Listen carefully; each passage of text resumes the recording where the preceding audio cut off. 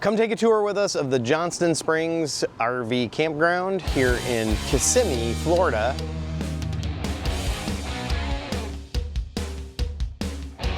We're gonna give you a little look around the park as well as talk about some of the things that we've done while we've been around. We found this campground through RV Pro or RV Life Pro, and it had really good ratings recently. There's new ownership within the last couple of years, and you can kind of see by the work that's being done around here that they're doing everything they can to improve the grounds. We have had really a good stay here. We'll talk about the goods and the bads. So first things first, our site is N51, and N51 is kind of a pull-through site.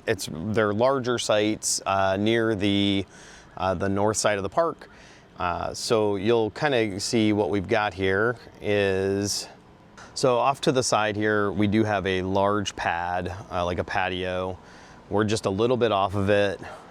When we first parked, we actually parked much further back, worried that the trees were gonna create some problems for us. We ended up pulling forward about 15 feet to get a little bit of shade. You can see here, we've got this pad. Walking then to the front, there's an additional, I don't know, 20 or 30 feet in front of our RV on the site. Just kind of turning here. We've got a little bit of foliage on both sides here, so when we pull out, we'll actually have to drive through a little bit of that. This is the front of our rig. So from the wide angle of the camera, you can see we're not really all that close to any of our neighbors. So that's the front of our site. And then coming over to the side, this is just where all of our hookups are. The ACs are currently running. It's a little bit of a nicer day today. It's only gonna reach about 80, 85 degrees, but we have water, so fresh water. We have cable, which we're not using. There are 30 amp, 50 amp, and 110 on the pedestal. And then sewer, which is almost 20 feet behind our dump tanks. We have had really good luck with our Starlink here. So kind of a view of the sky from roughly where the Starlink is. And you can see that there's some trees in front of us, but we haven't had any issues here. We'll be probably in a future video doing an upgrade so that we can just do a pass-through where the cable is. Smart Plug sells like an adapter similar to the one we use for the power to get that in. But yeah, that's the site. Moving around, you can see our truck is comfortably parked behind the rig with no issue. So it's been a fantastic site. I think from a site perspective, we've really liked it. Like I said, neighbors are relatively far away. You can see this is our neighbor here. He's at work right now, but he's relatively far away. And if I turn the other side, this neighbor is also not all that close.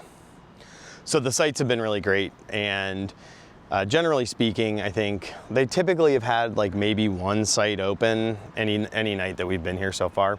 There's some permanent residents, but I think everyone interacts and everybody takes care of this place really well. So that brings me to kind of the entire park.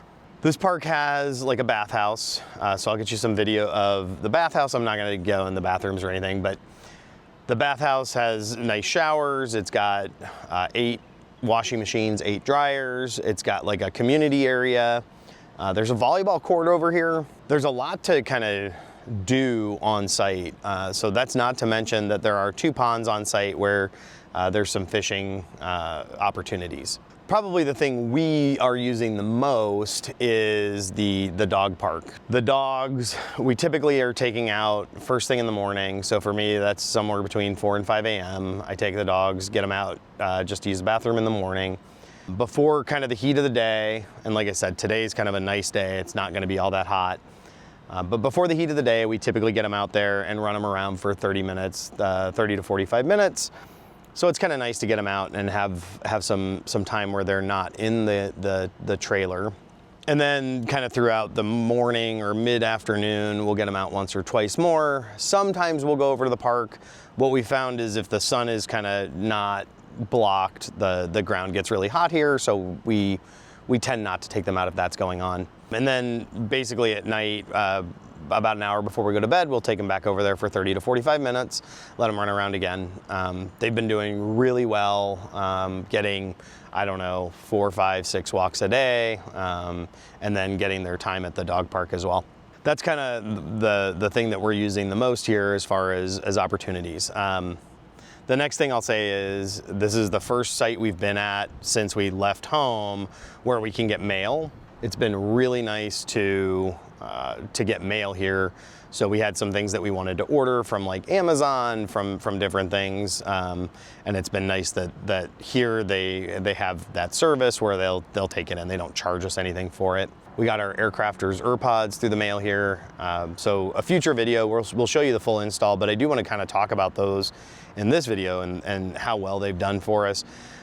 They're definitely moving air further into the trailer itself and not allowing it to kind of just sit right at the skin and cool the skin down. So we installed those. Then we got the AC return upgrade kit from Nolox. And so I'll kind of throw that in here to show you. It's a little bit easier because they're thumb screws to deal with those. But I'll do an install on those as well. I may put those together, I may separate them just so you kind of can see if someone's looking for it, they can just kind of see this is how you do this thing, this is how you do this thing. I was a little surprised for the Airkrafters, the Erpods, that there wasn't like a really good install video. I appreciate the things that were out there, but we sort of had to put together how we were gonna do it. So you'll see that in that install video. I'll even show you some of the failures that we had up front. Johnston Springs is in Kissimmee, like I said. We're about, I don't know, 20 minutes from 192 to the north of us. On a good morning, we can get to Disney Springs or Epcot in about 30, 35 minutes. So it's not like we're not right on top of the parks, but we're pretty close here. We've been to the parks 3 or 4 times already, and it's an easy drive. But in general, I would say this is a really nice place. The folks that are running it now certainly know what the reputation was, and they're trying to kind of correct that. One of the bads we haven't talked about yet is that the laundry here has been down or had issues more often than it's been great. So we've done laundry. We've been here for 3 or 4 weeks now. We've done laundry 3 times. The first time went just fine, but every subsequent time a machine has been down or multiple machines have been down. So at least once all of the dryers were not working, which is fine because we ended up drying everything outside. It was that kind of day. But that is something that is a problem. So one of the other things that's happened is we've had power outages 3 or 4 times. The first one was due to the storm, so there's not anything that could have been done about that one. Nick and I ran some errands from about 11 a.m. this morning until about 2 o'clock is when we showed back up at the camper. We turned into the campground and noted how many people were outside, just an unusual amount for the time of day. It's currently, I believe, 97 degrees and feels like around 100. And so we got to our campsite and saw that, we got to our campsite and noticed that we didn't have power. So we took the dogs out. They were panting, but it wasn't extremely hot in the camper.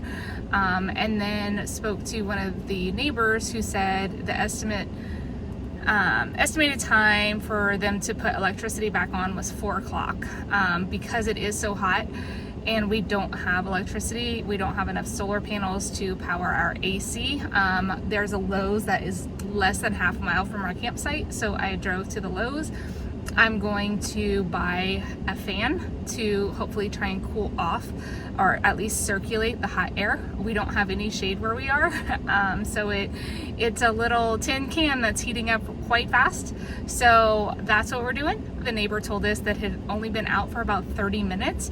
And like I said, it was showing around 81 degrees in the camper, but getting hotter very fast. This might be the push that we needed to get at some kind of generator or additional solar. I don't know, but it's a quick realization that when camping, you do have to be careful with things because something can happen at any moment. The others that we've had were the breaker for the whole line of RVs tripping.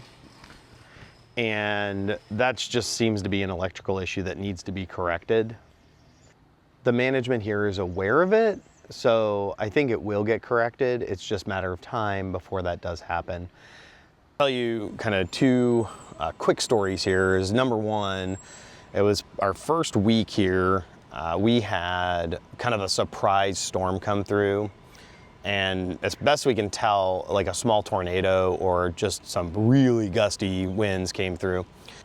It took down a couple of trees, as well as blew kind of everything around. We had a chair out, and it blew the chair from here on our patio across to our neighbor's place. So it blew the chair from here all the way to that storage shed over there. They were pretty heavy winds. The following day, like the residents, the people that live here permanently, were out getting trees cleaned up. The management here was out getting stuff cleaned up for sites that weren't occupied. But it was a very quick response, and right after the event, the management even drove around to make sure everybody was okay. This site over here is currently being kind of renovated. It looks like maybe someone was permanently there and they moved away, and now the current management is trying to get it cleaned up and ready for other people to use. So that was the one weather event. Luckily, I had gotten out, I don't know, 20 minutes earlier and said, oh, it's getting a little breezy, I'm gonna pull in the awnings. So all the awnings were in at that time. About a week later, we were out at the grocery. So we had to run a quick errand to the grocery and kind of looked to the sky to the west of us. And we looked at it and we said, that is really not a problem at all. It looks a little bit cloudy, but it's really not going to be too big of an issue. So we ran to the store and got, basically, as we were getting there, realized that was going to pick up into something much bigger than what we had thought. So we ran in, we got our shopping done in as quick as we could, and knew that we had to get back here to get the awnings in because it was getting windy and rainy, and we were concerned about losing an awning. So got back here as quick as we could. This awning on this side here, and you'll see I don't have them out today, and a lot of that's just because the weather's going to be on and off all day. But the awning on this side had actually flipped in just this support. So that one was out on the far end, but this one had flipped in. Luckily, we didn't lose anything in that. So we were able to kind of pull it out, readjust it, and get it back in. And the rear awning here and the main awning on this side were unaffected.